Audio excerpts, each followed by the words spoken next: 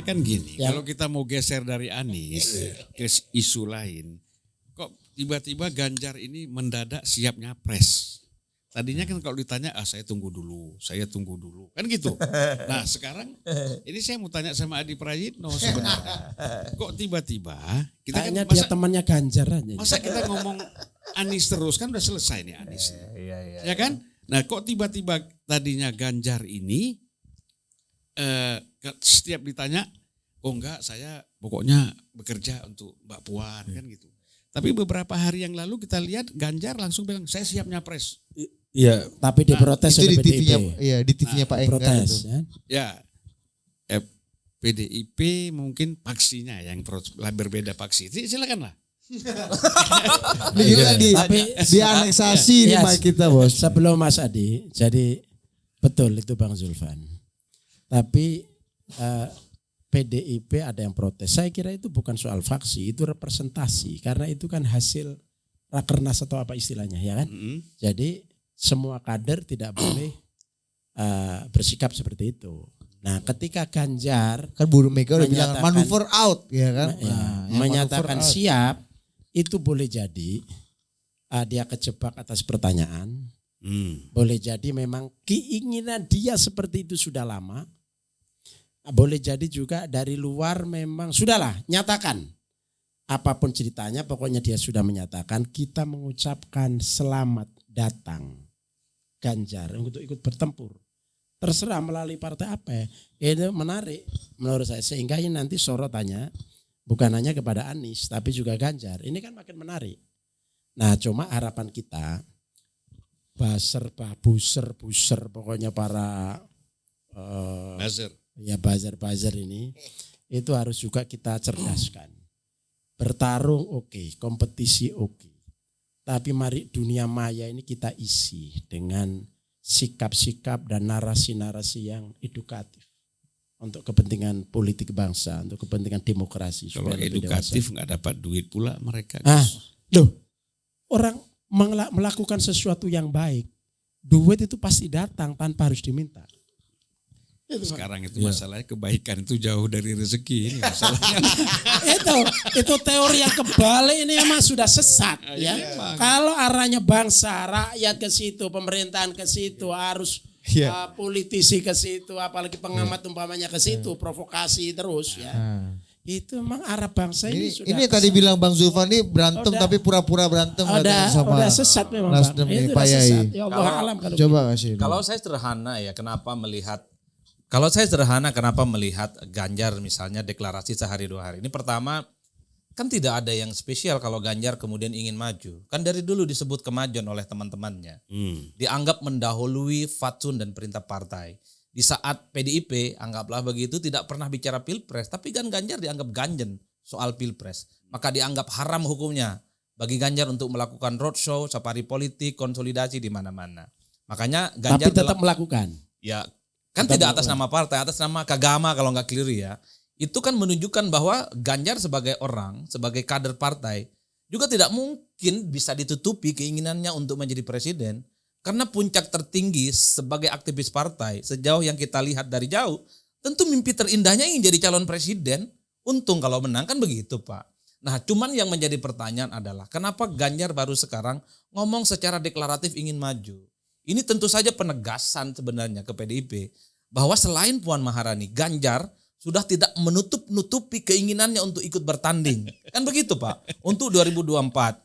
Sekalipun misalnya saat ini selalu dianaktirikan, dianggap anak kos-kosan di partainya sendiri, Ganjar tidak patah arang. Makanya kalau ditonton di video secara utuh di salah satu stasiun televisi, Ganjar kan kalimatnya bersayap, siap atas nama bangsa dan negara. Tapi persoalan capres dari PDIP kan Megawati, kan begitu ceritanya. Jadi dalam konteks itu harus dipahami bahwa Ganjar adalah juga punya keinginan maju dan itu tidak mungkin ditutup-tutupi ya. Itu pertama.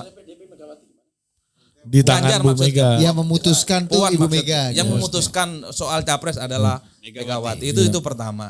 Yang kedua, Ganjar sepertinya juga sedang mengkalkulasi soal bagaimana basis konstituennya, pemilihnya. Ya tentu saat ini sedang gamang betul. Ini Ganjar jadi maju apa enggak sih? Gitu ya. Di tengah misalnya Ganjar sedang mencari betul dukungan politik di PDIP, setidaknya Ganjar ini mengamankan captive marketnya biar tidak kemana-mana. Ganjar itu masih mau menyalon loh, sekalipun partainya ataupun sekalipun hilal politiknya belum jelas dari mana partai politiknya itu. Karena begini, ada kecenderungan sekarang swing voter kan naik, Pak. Belakangan dari survei yang kita lakukan dalam bulan ini, swing itu menurun, terdistribusi ke Anies. Kenapa terdistribusi ke Anies? Karena Anies sudah terkonfirmasi sangat mungkin akan maju 2024. Pertama deklarasi, yang kedua dapat partai namanya Nasdem. Jadi swing berturun, ya, berkurang, larinya ke Anies. Tentu kalau ini dibiarkan tentu saja pasar politik yang sudah dimiliki Ganjar, swing yang juga belum menentukan iman politiknya kemana, ini agak sedikit mengkhawatirkan bagi Ganjar. Makanya deklarasi itu sebatas ingin menegaskan bahwa jangan kemana-kemana dulu. Tapi ini nggak akan jadi masalah ya kalau misalnya kayak Nasdem kan jadi langsung biru keluar gitu. Kalau Ganjar yang deklarasi nggak akan jadi masalah karena buat koalisi. Ganjar tidak dideklarasikan oleh PDIP tapi personal. PSI Hasil juga, wawancara. PSI kan juga. non parlemen, tidak terlampau dihitung. Tapi beda ceritanya kalau PDIP deklarasi Ganjar pasti akan diperlakukan yang sama. Ayo merah keluar dari kabinet kan begitu, Pak. Nah, cuman kan problemnya Meskipun itu nggak mungkin. Nggak Nggak mungkin. akan berani, ya kan? Ya kalau di internal PDIP kan sebenarnya satu-satunya yang selalu menyelamatkan Ganjar ya dalam tanda kutip dari intimidasi politik teman-temannya itu adalah pernyataan Pak Hasto. Pak Hasto misalnya mengatakan ya bahwa itu adalah haknya Pak Ganjar untuk bicara dan itu tidak perlu digoreng. Kalau yang lain kan nggak begitu bicaranya. Dianggap mendahului ketua umum partai. Kenapa beda Pak Hasto dengan yang lain, let's say Mas Bambang Pacul gitu wallahu alam bisawab, mungkin beda mazhab kali. Nggak ngerti juga. Tapi kalau yang lain kan jelas. Ganjar dianggap kemajon, dianggap mendahului ketua umum mereka, Megawati Soekarno Putri. Tapi kemudian kalau selalu membaca statement-statementnya Hasto, itu menyelamatkan Ganjar secara tidak langsung. Misalnya ketika soal pencapresan, Hasto nyebut 4 nama loh. Puan, Ganjar, ada Risma dan Azwar Anas sebelum jadi menteri. Selalu itu diulang-ulang. Itu menunjukkan apa? Jangan ada kesan bahwa di PDIP itu jangan hanya Puan tapi ada yang lain. Kan menyelamatkan Ganjar secara tidak langsung. Ketika Ganjar juga misalnya dalam wawancara TV menyebutkan siap maju, statement Harto nggak hitam putih dan nggak nyerang dan minta jangan itu dijadikan sebagai gorengan tapi hak politik. Kan begitu. Tapi yang ketiga, kan kita tidak pernah tahu kedalaman hati seseorang itu seperti apa.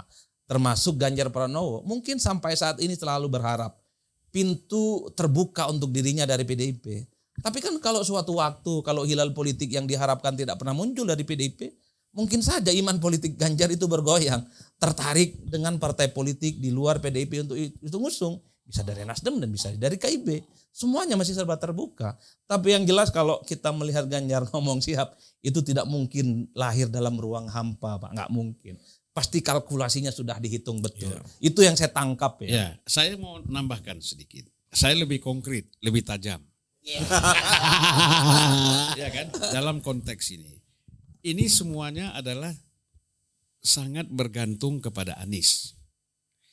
Jika Anies dideklarasikan oleh 3 partai ini, ya, mencukupi 20% untuk maju sebagai capres, maka tidak mungkin PDIP memilih calon lain kecuali Ganjar. Itu pasti.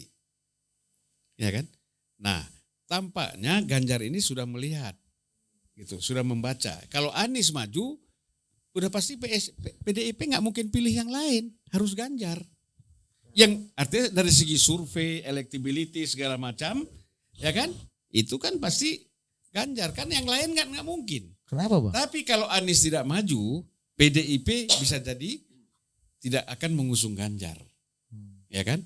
Nah, kemudian Ganjar masuk dari mana? Bisa jadi dari KIB. Artinya Anies tidak ikut. Berarti Ganjar dari KIB, PDIP punya calon lain. Ya, dari 4 tadi terserahlah siapa yang dipilih. Ganjar sudah keluar, tinggal 3 lagi kan? Nah, jadi kalau kita lihat dari sini faktornya ini tergantung sekarang Anies. Kalau Anies tidak jadi maju, Ganjar tidak diusung oleh PDIP. Apa yang bisa bikin Anies tidak jadi maju, Bang? Dalam konteks hari sekarang ini. Sekarang kan baru Nasdem yang artinya secara konkret menyatakan ini. Walaupun 2 partai lain itu sebenarnya belum mendeklarasikan seperti Nasdem, tapi sudah menyatakan arahnya bahwa mereka akan mencalonkan Anies sebagai capres. Kan gitu. Yang diharapkan oleh orang tadi kan seperti Adi mengatakan, kalau ini dua partai lagi sudah firm seperti Nasdem, ini selesai. Ya kan? Kan itu aja yang ditunggu sekarang. Nah sekarang kan ya saya kira sebenarnya dalam secara internal itu sudah clear kan. Cuman masing-masing partai kan ada problem sendiri. Oke. Nunggu Terus waktu saja untuk deklarasi, insya Allah. Insya Allah. Ini kembali ke Mas Adi. Ini nasib dan posibilitas, yakin nggak dua partai ini udah pasti akan seiring sejalan dengan Gus Coy dan Bang Zulfan untuk mendeklarasikan Anies dalam waktu dekat yang akhirnya kalau kata Bang Zulfan mau tidak mau, suka tidak suka memaksa Ibu Megawati Soekarno Putri untuk mendeklarasikan Ganjar juga.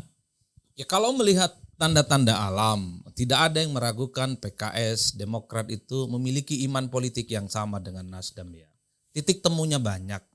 Misalnya PKS dan Demokrat kan semangatnya sama, ingin melawan dominasi kekuatan politik PDIP yang 2 periode memenangkan pertarungan. Itu jelas Pak, itu jelas. Yang kedua, kalau dari segi PKS dan Demokrat, tentu mereka punya kepentingan. Di 2024 itu ganti rezim dan ganti pemerintahan. Tentu secara prosedural melalui pemilu itu. Di situ titik temunya dengan Nasdem. Karena bagi Nasdem di 2024 kalau hanya ingin seperti 2019, hanya ingin seperti 2014, nggak perlu bermanuver ngusung Anies. Cukup ikut aja apa pilihan PDIP, cukup ikut saja apa pilihan KIB, cukup ikut saja apa yang menjadi pilihan Gerindra dan PKB, selesai. Nah, 3 titik temu inilah yang kemudian membuat chemistry iman politik PKS, Demokrat, dan Nasdem itu ketemu Pak. Tapi kan ketiga partai ini tentu banyak hambatannya yang saya kira merupakan semak belukar yang harus segera dibabat ya. Pertama misalnya pertanyaan sederhana. Demokrat ya, kalau kita baca sampai saat ini ya harga matinya AHY. Jadi Nasdem, Anies kalau tertarik berkoalisi dengan Demokrat, maka wajib hukumnya harus menyertakan AHY. Ini kan menjadi rumit kalau Demokrat tarik diri gara-gara AHY tidak disebut sebagai cawapres ya, Anies Baswedan dan Nasdem kan begitu. Kecuali nih koalisi ini akan terus terjadi dengan Demokrat, dengan catatan AHY dan Demokrat itu lillahi ta'ala, ikhlas sepenuhnya ya, mendukung Anies, mendukung Nasdem, PKS. Jadi 3 nih partai 20% tanpa minta apapun, tanpa mewajibkan AHY, kan begitu Pak. Mungkin tuh. Wallahu a'lam bishawab, kita nggak pernah tahu. Mungkin aja. Keputusan elit itu kan tidak pernah kita tahu. Karena kita ada kesamaan juga, kita ingin menang. Nah, Kalau untuk ingin menang tidak boleh ego yang ditampilkan masing-masing partai. Itu alamat sebelum perang kalah. Kalau masing-masing partai sudah menampilkan egonya yang harus dimemenangkan egonya. Nah semuanya harus mengacu pada siapapun wakil yang dipilih oleh Anies bersama Koalisi. koalisi ya, itu harus figur yang bisa mendongkrak suara untuk kemenangan. Itu kuncinya di situ. Dan untuk konteks ini saya kira sama. Hanya memang masing-masing sebagai manuver politik atau basa-basi politik. Kami menampilkan PKS itu misalnya Heriawan, kan? Demokrat AHY, itu kan biasa. Itu kan lucu-lucuan lah ya. Pak Yai. Ya. Ini Tapi intinya adalah bagaimana bersama. nah Pak Yai ini menarik nih. Kode. Nah, lucu-lucuan terus ego. Nah, apakah Ya, itu bahasa dia ya, lucu-lucuan. enggak ego, Gus Coy, ego kalau bahasa Gus Coy. Ya, Ini artinya sebagian dari ego. Kalau kita udah iya. ego duluan, Ya kan harus call tinggi dulu. Iya, Kan? nah, Masa langsung ngalah dari emang awal. kalau sama Anies AHY ini peluang menangnya mengecil atau gimana nih? Atau memang butuh sosok di luar parpol semua gitu? Gimana Gus Coy melihatnya? Enggak juga begitu. Jadi kalau sekiranya wakil presiden itu dari partai itu kurang mendongkrak suara, itu jangan dipaksakan, itu maksud saya. Untuk apa kita memaksakan tapi kalkulasinya kita kalah.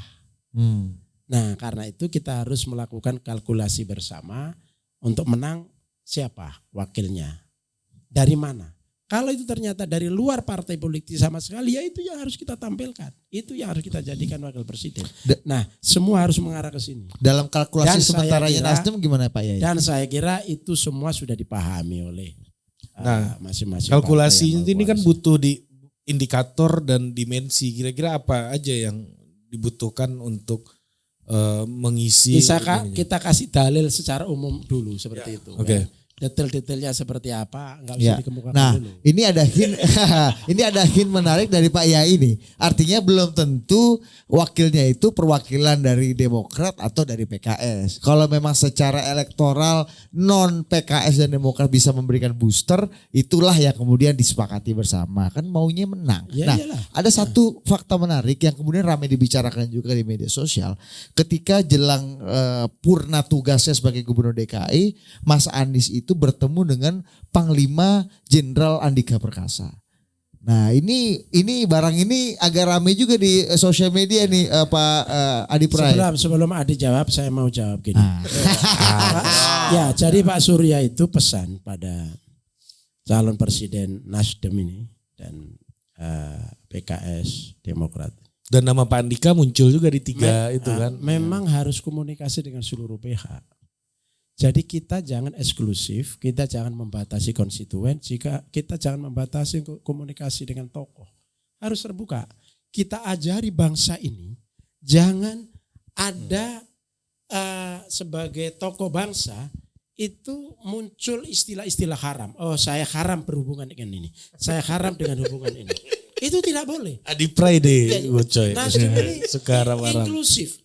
Nasionalisnya adalah nasionalis tengah. Ya, bukan kiri, bukan kanan. Yang kanan kita ajak ke tengah. Yang kiri memang sulit untuk diajak ke tengah. Ya kita coba yang kanan kita ajak ke tengah. Tapi kalau kata Adi Pray ini Nasdem yang ke kanan katanya. Nah, jadi bandul tengah ini sedang kita perkuat. Semua komponen kita ajak ke sini dan untuk Indonesia. Oleh karena itu, Anies yang selama ini dianggap atau dipersepsi atau di framing intoleran, eksklusif, apa macam-macam lah yang buruk-buruk itu, dia buktikan bukan hanya sepanjang 5 tahun ini, dan itu sudah bisa membatalkan semua framing itu, dan dia sekarang tunjukkan kembali ketika dia mau jadi presiden. Komunikasi dengan siapa saja, dengan Panglima, dengan Habib Rizik, mungkin dengan siapa lagi, dengan semua harus komunikasi. Intinya yang kanan diajak ke tengah, yang kiri udah nggak bisa nih. Mereka itu ya tetap diajak. Oh iya, tetap diajak. Iya dong, Ya. tetap diajak. Walaupun nggak bisa. Tidak ada hukum haram di sini, tidak ada. Sama-sama warga negara, sama-sama Indonesia, sama-sama punya kepentingan Indonesia maju. Harus Pesannya sama-sama nabok terus ke sebelah ini.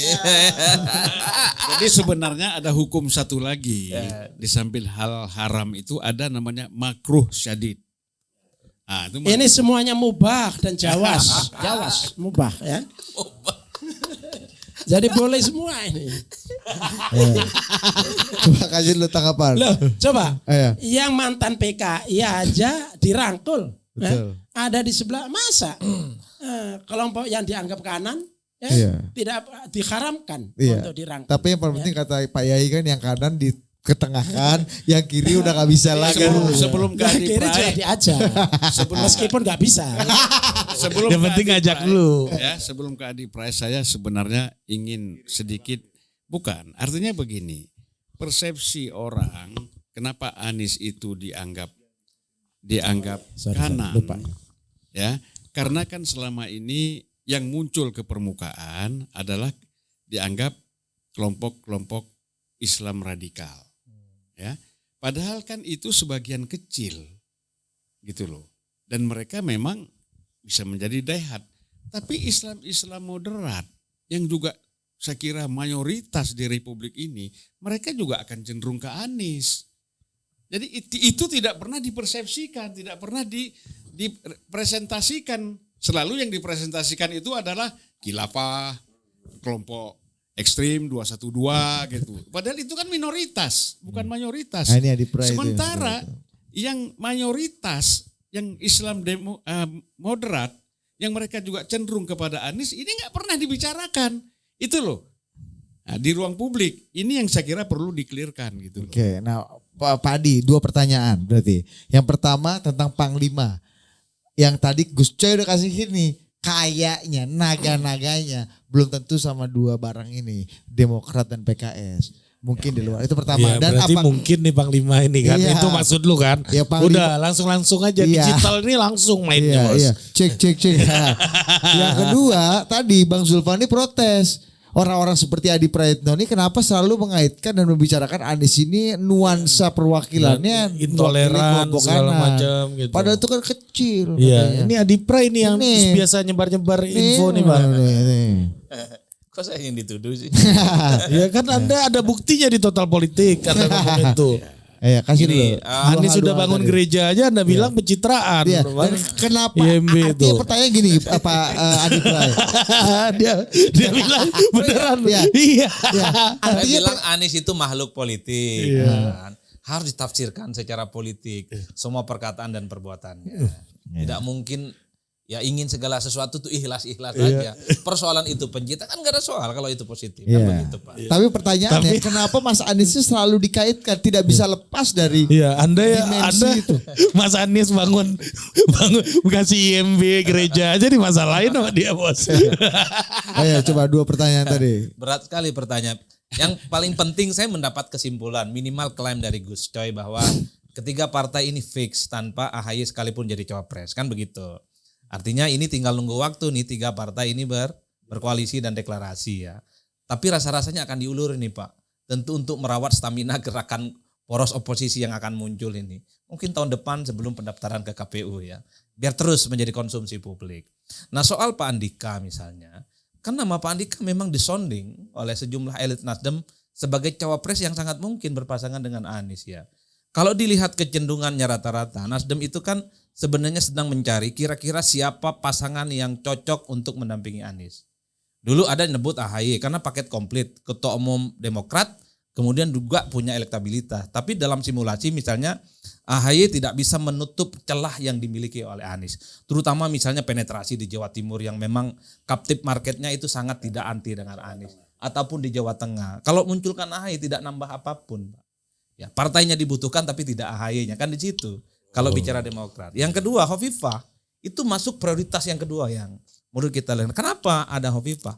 Adalah gubernur ya yang mendapatkan tingkat kepuasan kinerja di atas 76%.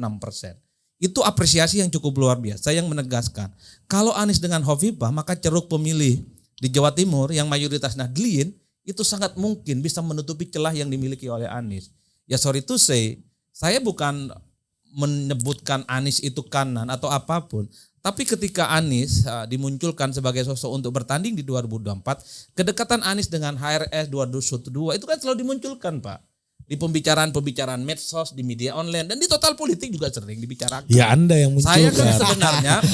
saya sebenarnya ingin menafsirkan. Jadi kalau memunculkan Anies, pasti konotasi dekat dengan kelompok Islam Habib Rizik 212. Dan pada Sunatullahnya gitu ya. iya, Dan itu tidak ada yang salah. dan tidak ada yang salah.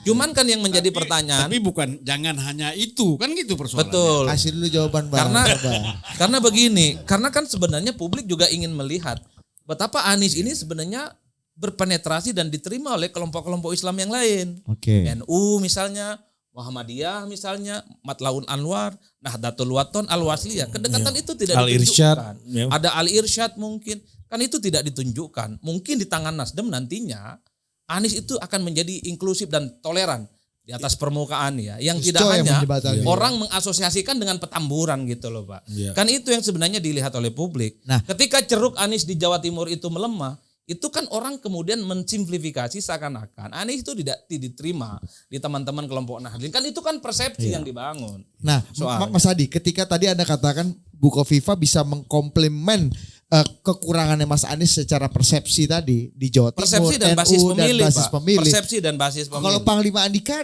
menutupinya di mana? Kalau Pak Andika sederhana satu ya, dia bisa menutupi kekurangan Pak Anies satu, bisa mengonsolidasi kelompok-kelompok minoritas Pak. Ya sorry to say kan Pak Andika ini kan mu'alaf. Ya, kelompok-kelompok minoritas ini chemistry-nya memang ke Pak Andika kuat. Terutama kelompok minoriti dan Indonesia bagian timur. Jadi Pak Anies itu kan masuk ke basis-basis ini agak susah. Kalau Pak Andika yang dimunculkan saya kira luar biasa. Yang tentu saja yang paling mungkin adalah posisi sebagai Panglima TNI Pak.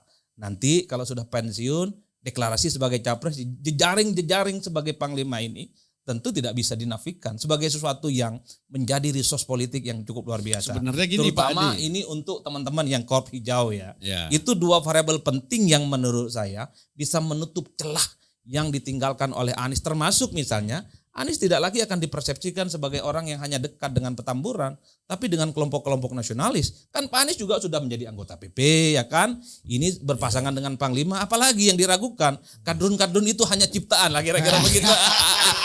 Ini kan politik soal persepsi. Dan saya tidak pernah menjustifikasi soal siapa yang kadrun, siapa yang nasionalis. Mencoba untuk menafsirkan apa yang muncul di medsos dan di pembicaraan di media. Kemarin Anda yang ngomong nasdrun di sini Nah, kan. kan ada di medsos, Pak.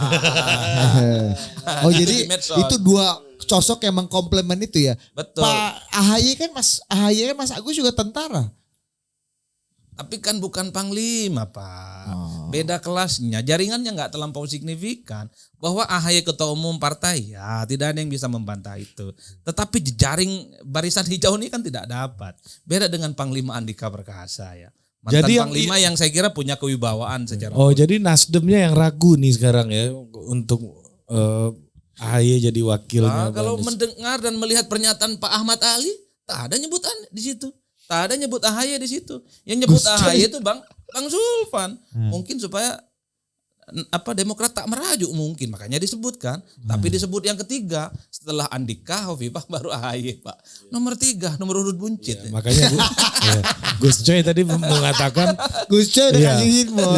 ya faktor kemenangan yang harus kita pikirkan bersama-sama. Jangan ego. Iya, Kita karena mau ego. menang. Iya. Tapi kalau saya berbeda pandangan dengan pengamat kita nih Adi Pray. Ya tentu boleh. Bang, tapi sebelum Abang jelasin, kita mau nanti teman-teman kalau mau nanya, teman-teman wartawan udah ada gabung banyak di sini. Jadi, kalau mau tanya silakan ya. Susu Tulis boleh saja. tumpah, tapi ada juga yang nampung kan gitu.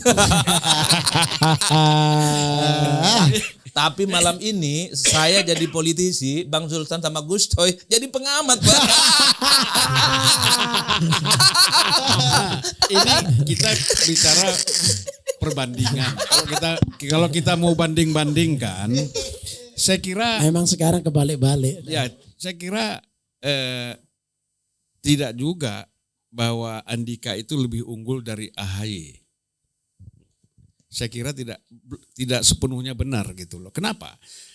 Di dalam TNI orang itu kalau sudah pensiun walaupun dia panglima itu berbeda respon dari TNI yang masih aktif. Apalagi maaf aja sempat rame kan Kasat misalnya dengan Panglima TNI yang kemudian muncullah Effendi Simbolon ya kan gitu. Jadi kalau dari aspek itu nanti kalau setelah Pak Andika ini tidak lagi menjadi Panglima TNI, kemungkinan Pak Dudung ini yang menjadi Panglima TNI. Suasana sudah menjadi lain. Kita kan lihat contoh Gatot apa semuanya kan. Nah jadi satu, kedua teman-teman seangkatan Pak Andika juga itu juga berbarengan dengan dia banyak yang pensiun. Ini kan kalau di TNI itu kan biasa solidaritas itu terutama kan di teman satu angkatan.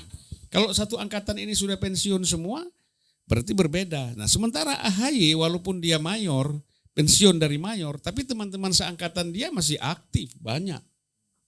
Nah jadi ini sebenarnya gini ya, kita hitung-hitungannya ini kan kita di sini meraba-raba ya kan. Hitungan ini harus nanti lebih matang. Jadi belum tentu juga AHY itu underdog. Ya, bisa jadi dia juga yang nanti akan paling kuat setelah kita. Ini kan kita harus menganalisis dengan matang. Terutama Gus Coy lah. Kalau saya kan nanti jadi pengamat. Sekarang sudah pengamat. Antitesa juga suaranya pengamat. Oke, teman-teman ada yang ingin tanya di Zoom? Kalau ada yang tanya, Gak ada ya. nggak ada ya? Oke, ada nggak? Oh nggak. Aman-aman. Oke. Ya, ini kita Closing penutupan. statement ya. Closing kita balik ke isu yang di awal tadi. Iya, lagi. kembali ke sunnahullah ya Iya. karena Bang Zulfan dulu kali ya. Iya. Untuk Apa itu dikembalikan ke yang pertama? iya kembalikan dulu Ke judul. ke judul. Iya. Pertama, apakah Nasdem akan tetap Aduh, bersama Jokowi apa tidak? Itu pertama. Ya itu Yang syariatnya kedua, gitu Pak syariat. Yai. Syariatnya gitu Pak Yai. Iya. Yang kedua, bagaimana apa langkah-langkah politik Zulfan Lindan Iya. untuk mengantisipasi dan merespon hal-hal yang paling termutakhir gitu dengan hubungannya relasinya antara Zulfandin dan yang mulia dengan Partai Nasdem yang mulia. Iya. Nah, gimana? Kasih dulu. Silakan. Ya pertama kalau tadi bicara soal hubungan Nasdem dengan Pak Jokowi, saya yakin bahwa dari segi Nasdemnya tidak berubah. Nah, persoalannya kan Pak Jokowi di lingkungannya kan banyak yang lain-lain, ada partai-partai, ada macam-macam orang. Nah, ini mungkin yang bisa menciptakan situasi menjadi jarak kan gitu. Dari segi Nasdemnya saya kira komit lah seperti tadi kita bicarakan sampai 2024 itu tidak akan berubah. Nah, kalau persoalan saya dengan Nasdem kan sudah jelas. Selama ini menjadi anggota. Nanti mungkin karena saya akan menjadi pengamat politik. Nah, apakah boleh enggak saya menjadi anggota partai politik menjadi pengamat politik? Oh boleh. Boleh. Nah, kalau enggak boleh, saya harus meninggalkan sebagai keanggotaan. Kan itu langkahnya kan Karena begitu. nggak ada larangan ya. Ya, Abang Ahmad menjadi anggota partai ya. Kecuali dosen. Kalau dosen ada nanti. dosen yang nggak boleh anggota partai politik ya. Dosen PNS. Tapi ada nanti ketika misalnya menyangkut lagi tesa antitesa, dipersoalkan juga anggota itu kan. Nah, yang kedua, Ada langkah-langkah nggak, Bang? kedua tentu saya meminta adanya klarifikasi dari DPP Nasdem itu untuk menyatakan bahwa benar ada kekeliruan di dalam satu status saya sebagai pengurus. Kedua yang paling penting bahwa karena surat itu disebarkan ke seluruh media, ya, padahal ini surat internal hanya untuk antara saya dengan DPP, saya minta DPP juga klarifikasi kepada media-media yang ada yang disebarkan itu namanya surat itu. Nah, nanti kita lihat bagaimana tanggapan DPP. Saya kira gitu. Oh, minta klarifikasi jadi. Kita tanya aja klarifikasi dari DPP di sebelah. Masa lalu biarlah berlalu Bang. Biar bisa saya lagi bos. Selesai.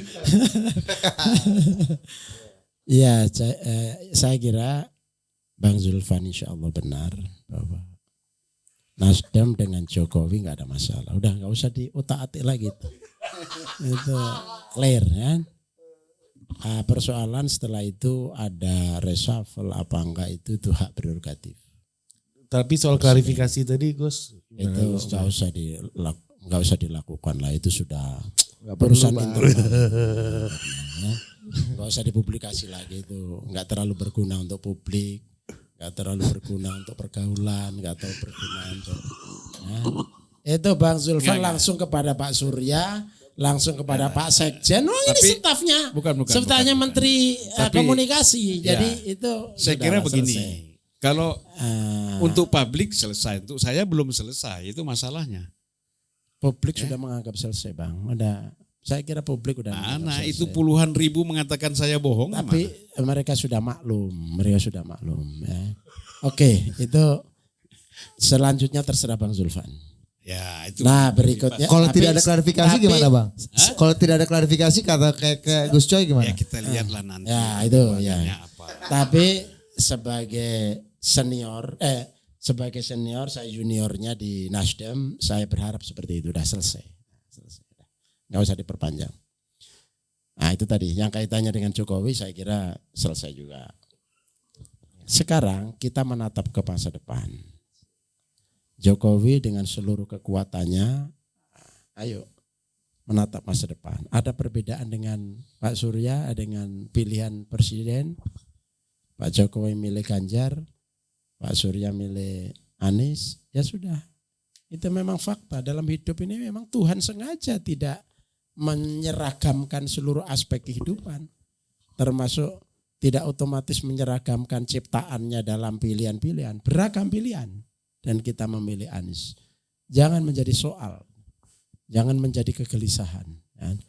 Berikutnya lagi pesan kita, Pak Jokowi kita berharap sebagai presiden yang mau mengakhiri jabatannya 2024, jadilah negarawan, semua presiden yang terpilih siapapun dia termasuk Anies, saya kira kuncinya sudah disampaikan. Ada keberlanjutan, continuity atau sustainable dalam pemerintahan, itu harus dijaga yang baik-baik. Tapi juga ada perubahan, transformasi, perubahan. Itu memang harus begitu. Kalau enggak, ya kita terlaknat kita. Jadi dari hari ke hari itu harus lebih baik dan itu adalah perubahan. Tapi ada kontinuitas. Bukan antitesa. Supaya tidak putus, supaya tidak putus. Antitesa? Antitesa itu istilahnya Bang Zulfan. Tapi maknanya sama lah ya. izin. Itu natural. Alam memang harus begitu. Pak Yai dan Bang Zulfan, izin, ini ada pertanyaan dari media. Saya baca ini yang atas satu lagi. Ini menarik tentang relasi Pak Surya dengan Pak SBY, ya. Ini kawan lamanya Bang Zulfan dua-duanya. Apakah Nasdem siap kalau seandainya pemerintah melakukan reshuffle secara menyeluruh kepada Menteri Nasdem dalam kabinet? Tetap pendukung setia secara all out atau mengurangi intensitas dukungan? Itu yang pertama. Kedua, apakah dugaan ketokohan antara Pak SBY dan Pak Surya Paloh sebagai hambatan melakukan koalisi dalam waktu cepat? Apalagi keduanya punya dominasi karena punya track record sebagai kingmaker dalam setiap manuver politik. Ini Pak SBY dan Pak Surya ini katanya agak berat ini berkompromi. Coba. Saya kira Gus Coy lah yang jawab itu. Ya, saya kira nggak ada masalah, sudah berkali-kali ketemu. Memang setiap orang ada kelemahan, ada kelebihan, ada kekurangan. Tapi dalam konteks menatap Indonesia ke depan, dalam konteks koalisi ini, persamaanlah yang diangkat. Kebersamaannya lah yang diangkat, kelebihannya lah yang diangkat. Titik temu keinginan bersama itu diangkat. Jadi bukan kekurangan-kekurangan. Figur, keduanya figur, ketiganya figur, bahkan ada JK. Justru menjadi kekuatan. Kekuatan untuk koalisi ini, kekuatan juga untuk bangsa. Bahwa mereka yang negarawan-negarawan ini, itu masih memikirkan Indonesia, mengarah, membina generasi-generasi baru yang tampil. Saya kira ini positif. Ini positif untuk bangsa. Jangan ada yang khawatir. Yang khawatir itu ya itu tadi, sirik, dengki itu aja kan. Nah itu penyakit di politik itu kan. Di politik itu jangan terlalu dieksploitasi yang kemudian menjadi wacana publik sesak di alam maya ini kan. Itu hidup kita ini menjadi pesimis, menjadi sesak. Nggak boleh itu Diantisesa lagi. Jadi begini, saya ingin mempertegas apa kata Gus Coy ini. Sebenarnya betul, pertanyaan itu menyangkut persoalan psikologis. Ya, kalau orang kaji dari segi psikologis, pastilah ada persoalan-persoalan. Ini Pak SBY dan Pak Surya. Ya, di antara pribadi pasti ada persoalan psikologis. Apalagi Panda pernah cerita dalam bukunya itu kan. Nah jadi. Apa ceritanya? Ya kan ada waktu itu ada si Pak Sudi Siralahi bicara soal bagaimana ada perintah untuk memeriksa Bang Surya. Tapi kan kemudian dikelirkan menjadi tidak kan gitu. Nah jadi itu kan itu kan ini menyangkut hal yang begini nggak bisa diungkap Bang. Enggak, itu kata Bang Panda. Ini kan makanya saya katakan persoalan-persoalan psikologis seperti itu, story-story lama itu akan menjadi hilang ketika sekarang ini ada kepentingan politik bersama. Kan itu kepentingan politik itulah yang membuat perbedaan-perbedaan itu menjadi selesai. Karena kalau enggak jalan masing-masing bahaya ini. Nanti Nasdem masing-masing, PKS mau masing-masing, Demokrat mau masing-masing. Terus mau jadi apa? Nah, jadi bersatu kita kuat, berpisah kita lumpuh kan gitu. Jadi mantap. Jadi teorinya dulu memang tapi ada problem dulu. Psikologis. Dulu kan cerita dulu. Ya gini deh. Jangan bicara itu deh. Soalnya gitu. Anies itu dulu bersama Jokowi. Iya. Ya kan? Amun Pak bersama. Iya. Bersama. Kenapa beda? Ini loh Bang Zulfan yang ngomong tadi Pak Jadi Yai. jangan mengangkat menurut saya kok kalau kita Jadi terus ini Gus, memelintir itu yang beda berbeda. kalau bandingannya Anies. Ya, Jangan. enggak maksud saya adalah orang dulu sama sekarang beda. Dulu Ya, dulu pernah beda, sekarang sama. Sama. Pak Surya itu dengan SBY juga luar biasa pengorbanannya untuk SBY calon presiden yang pertama. Itu lebih besar ketimbang perbedaannya. Itu dahsyat. Anies saya kira dengan perbedaannya lebih besar persamaannya dengan Pak Jokowi. Dia menjadi jubirnya Pak Jokowi. Di saat Jokowi diserang dari aspek PKI lah, apalah, ya kan? Ya, oleh kelompok kanan, Anies gagah di depan dengan narasinya yang bagus. Dan yang kemudian sopan. dia Itu angkat. yang menutupi kelemahannya Jokowi. Ya kemudian diangkat menjadi Menteri Menteri Pendidikan. Pendidikan dan kemudian direshuffle kan? Direshuffle pun nggak jelas kesalahannya apa. Nah, kan begitu kan. Lalu kemudian dieksploitasi sedemikian rupa perbedaannya, seolah-olah ada kesalahan. Padahal itu, nah karena itulah kita harus menjahit yang agak putus-putus tentang kebaikan, itu menjadi formulasi kebaikan, menjadi energi bangsa ini. Ini tugas kita. Dan itulah saya kira kita sepakat. Dalam politik itu tidak ada kawan abadi, tidak ada musuh abadi. Satu saat pasti ketemu kembali. Saya ingat satu pepatah mengatakan, ini saya ambil dari Imam Katain Ali, dia bukan Bang? dari Ali bin Abi Thalib. Oh, Ali. Radhiyallahu anhu, itu khalifah keempat itu. Ya, Ali bin Abi Thalib mengatakan, janganlah engkau membenci seseorang berlebih-lebihan. Karena satu saat kan engkau akan bisa berkawan dengan mereka. Jangan juga engkau terlalu suka kepada seorang berlebih-lebihan. Karena suatu saat engkau menjadi berpisah dengan dia. Nah itu, jadi semuanya moderat. Ya kan? Sebentar, itu yang dikutip itu tingkatannya makalahnya Ali apa hadis? Loh, bukan. Itu Ini gue pusing nih. itu bukan hadis. Itu bukan hadis. Coba cek lagi itu. Cek Itu lagi. kata-kata Imam Ali di dalam kitab Nahjul Balaghah.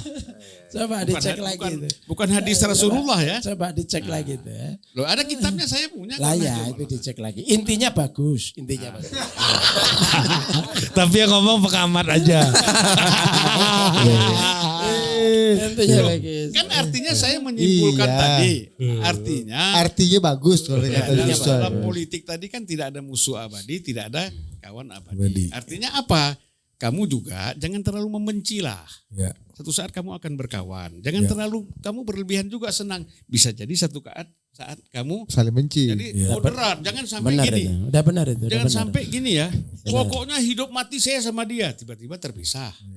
Udah benar Ya kan? itu, Pokoknya benar. aku benci sama dia, tiba-tiba berkawan. Nah, dalam pengalaman hidup kita semua sering terjadi seperti itu. Tapi kata Gus Coy tadi yang kiri agak susah ke tengah katanya. Itu juga nggak apa-apa, tapi tetap kita ajak. Ya. Yang penting udah usaha. Yang kanan bisa, yang kiri agak susah. Maksudnya Gus Coy itu begini, kalau yang kanan lebih gampang diajak, yang kiri kan agak susah, tapi pelan-pelan mungkin bisa kan. Soalnya mungkin yang kiri sudah ada orang tuanya. Kalau yang sebelah kanan itu belum ada orang tuanya. Ya. Belum Homeless ada kebanyakan fikirnya, ya homeless. kan? Jadi kita ajak. Jadi ketemu makanya semua. Gus, kalau yang kanan itu pendekatannya pakai Quran dan hadis. Ya. Kalau kiri ini pakai dialektikanya Hegel. Salah pula. Dan itu dalam konteks Indonesia tidak ada yang salah. Karena tetap pijakannya adalah Pancasila, gitu kan? Ya, karena mereka ya warga negara Indonesia. Kata yang teman-teman tanggung Detik waktu itu, sekali ini gua ngelihat judul berita filsafat Hegel. Selama berpuluh-puluh tahun gua di Detik, baru sekali ini gua lihat judul Dan yang berita mengangkat Zulfalina ya. filsafat Hegelian ini Hegel. dalam pletora ruang publik. Oke, yang terakhir senior ini sekaligus menjawab lagi-lagi menegaskan ya. Ini pertanyaan dari teman kita Rahmat dari Tribun News buat Bang Adi. Ini yang tadi Anda sudah jelaskan tapi dipertegas saja nih untuk konten TikTok Ya, lah ini di antara tiga ini untung ruginya apa nih? Kira-kira Ya, itulah. ya. Ya kalau melihat data-data survei Mutakhir ya, bahwa AHY adalah cawapres Anies yang paling ideal. Selain sebagai ketua umum partai yang bisa menggenapi koalisi ini 20%, AHY memang memiliki elektabilitas di atas Hovifah dan Pak Andika. Karena sekali lagi itu, Hovifah dan Pak Andika itu belum terkonfirmasi sebagai orang yang ingin maju. Jadi wajar kalau kemudian tingkat awareness dan pengetahuan orang terkait dengan Andika dan Hovifah itu rendah ya. Itu pertama. Yang kedua, cuman kelemahan AHY itu tidak bisa menutupi secara signifikan kelemahan yang ditinggalkan oleh Anies ya. Terutama misalnya basis pemilih di Jatim dan di Jawa Tengah. Dua hal ini yang kemudian bisa menjelaskan kenapa Nasdem seringkali menyebutkan nama-nama cawapres lain selain AHY. Maka ada di situ Hovifah, kemudian ada Andika Perkasa. Di antara tiga nama ini saya kira masih dalam radar pencapresan ataupun calon wakilnya Anies lah nanti di 2024. Karena serba rasional. Kalau Andika sudah pensiun misalnya deklarasi tapi elektabilitasnya nggak signifikan, tentu Nasdem juga akan berpikir ulang. Karena menformat dan menyulap elektabilitas seseorang itu bukan perkara gampang. Saat ini Andika itu kan selain tidak terkonfirmasi ingin maju, memang popularitasnya rendah Pak ya. Karena mungkin selalu menghindari bicara tentang pilpres, selalu menghindari bicara tentang politik elektoral. Mungkin mengingat posisinya sebagai Panglima TNI yang memang harus jauh dari urusan-urusan politik. Termasuk Bu Hovifah sekalipun punya captive market yang cukup luar biasa, basis Nahdlin, mewakili perempuan, tentu perempuan yang cukup soleha ya karena kerudungnya cukup luar biasa. Kan di kita ini kan berislam agak rada-rada aneh. Kerudungan kalau rambutnya kelihatan dianggap nggak soleh Pak. Jadi Bu Hovifah itu mewakili perempuan, gubernur Jatim yang bisa mendapatkan insentif kelompok-kelompok Nahdlin. Yang ketiga adalah perempuan. Nah itu adalah tiga variabel penting yang bisa menutup celah Anies yang terutama penetrasi di Jawa Tengahnya kurang. Ya overall ya apapun bisa terjadi ya. Tapi kalau melihat kecenderungan saat ini ya tentu AHY yang dianggap jauh realistis ketimbang yang lain. Karena AHY ini kan sudah lama berkecimpung di dunia politik minimal ketika Pilkada DKI 2017. 17, 18, 19, 20, 21, 22. 5 tahun kalau bicara tentang AHY, kalau nggak gubernur ya calon presiden, bukan yang lain Pak. Kira-kira begitu ya. Ya saya closing after closing. Ya, boleh. Sedikit aja. Unpacking Sebenarnya kalau kita bicara soal elektabilitas, kalau dia terkonfirmasi, saya kira Mahfud itu kalau dia menyatakan saya mau jadi wakil presiden, gak usah presiden lah. Saya kira surveinya dia bisa tinggi. Ya, cuman Mahfud ini kan tidak ada yang melamar dia. Saya kira untuk Jawa Timur, Madura, dan orang sangat kenal Mahfud MD itu. Ya. Dengan sikap dia yang tegas, anti korupsi, segala macam. Ini saya kira tidak diperhitungkan. Nah kenapa? Saya nggak tahu apakah di dalam survei dimasukkan nggak nama Mahfud gitu. Kalau dimasukkan saya kira cukup tinggi lah. Ada satu lagi, jadi ini after closing. Sebagai kawan lamanya Prof Mahfud nih. Kunci saya kira setiap pimpinan partai politik dan pengamat tahu kunci kemenangan setiap pilpres itu ada di Jawa Timur. Jawa Tengah, Jawa Timur itu kunci. Bukti kemarin Jokowi ya 2019. Nah figur yang selain disebut Hovifah, Panglima, belakangan Bang Zulfan Mahfud, saya kira ada satu lagi, Yeni Wahid. Jadi ini wajah baru Indonesia ke depan kalau Anies bisa bersama mengajak Yeni Wahid. Yeni bisa diterima dengan Gus Durian dan NU yang tidak ke Muhaimin, yang tidak itu ya kan? itu ya mungkin tetap ada sebagian ke Muhaimin kan. Tapi ke Yeni sebagai representasi dari anak muda politik di lingkungan NU, saya kira ini dan juga perempuan. Hovifah tidak, Yeni misalnya, itu juga sangat signifikan. Selain muda, sehingga arus Indonesia diarahkan kepada ini betul-betul gerakan perubahan. Cerminannya adalah mereka muda, tidak punya masa lalu yang buruk dalam konteks bangsa dan negara. Dan ini saya kira juga sesuatu yang harus dipertimbangkan oleh para pimpinan partai yang menentukan untuk calon wakil presidennya. Ini hidup lagi kartu Yeni Wahid. Kalau menurut Anda gimana Pak Adi Yeni Wahid terakhir? Ini kita kasih legitimasi dulu. Iya, kasih legitimasi pengamat ini kan. Ya bagus saya kira. Yeni dan Pak Mahfud ini ya. Ini kan dua aspirasi ya kan. Dan dua-duanya Nahdien nih gitu kan. Siapa? Iya bisa jadi Pak Mahfud opsi. ya betul. Bisa jadi opsi. Pak Mahfud ini kan aura kebintangannya kan selalu muncul ya. Ya tinggal angin keberuntungan aja yang akan menjemput nanti. Kalau Pak Mahfud dianggap logis bisa melengkapi Mas Anies. kekurangan yang dipunya Anies, saya kira cukup rasional. Cuma problemnya Pak Mahfud mau nggak? Karena dua kakinya kan ada di kubu koalisional pemerintah saat ini. Sesuatu hal yang secara simplifikasi memang tidak mungkin. Tapi ya sekali lagi Pak Mahfud ya harus dibaca sebagai makhluk politik, Pak. Kalau ditawari godaan gitu, apalagi itu kekuasaan politik, iman politiknya pasti goyang juga, Pak. Ini semacam durian runtuh kan? Ya, untuk ya itu sekaligus sebagai obat ketika 2019 yang lalu juga tidak bisa jadi wakil. Nah, termasuk Mbak Yeni saya kira juga cukup rasional. Meski sempat kaget misalnya disanding-sandingkan dengan Ganjar kan oleh PSI ya.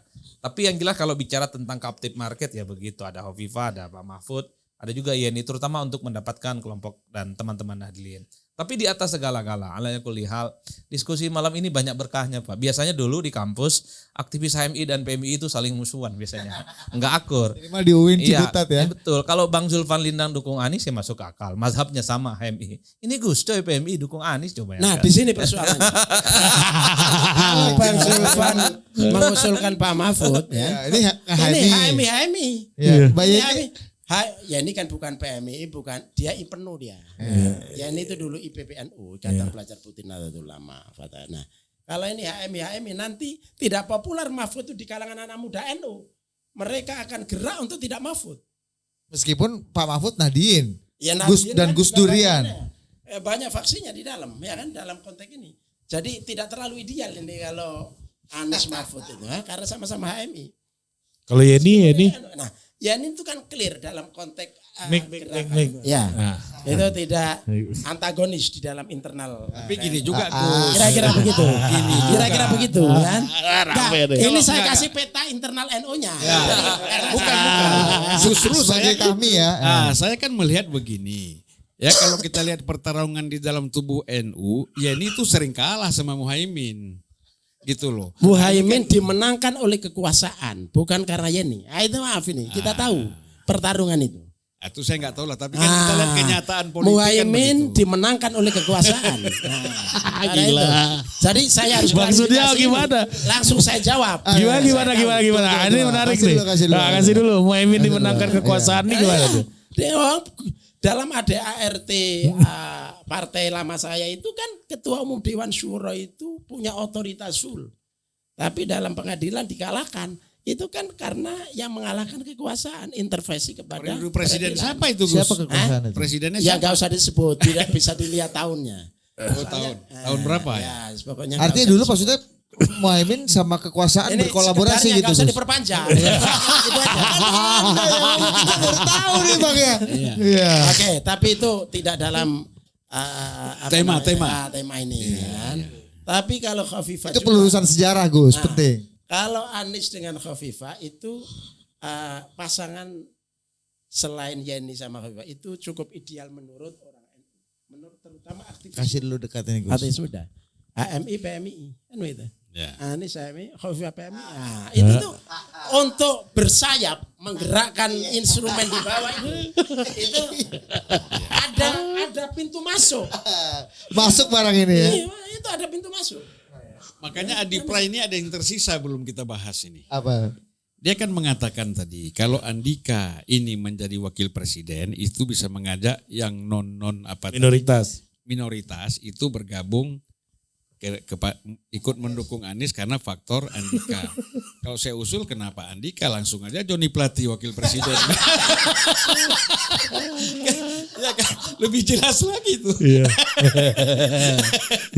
Ini jadi berita Bang. Pusing lagi Bang nanti Bang.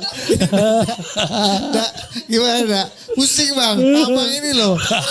Iya. Cari angle-nya kesulitan dia. Karena semuanya menjadi angle. Semuanya dianggap daging ya.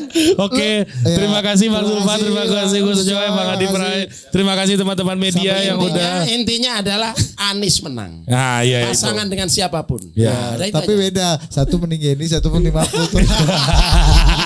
Sampai jumpa lagi di Total Politik berikutnya. Dah.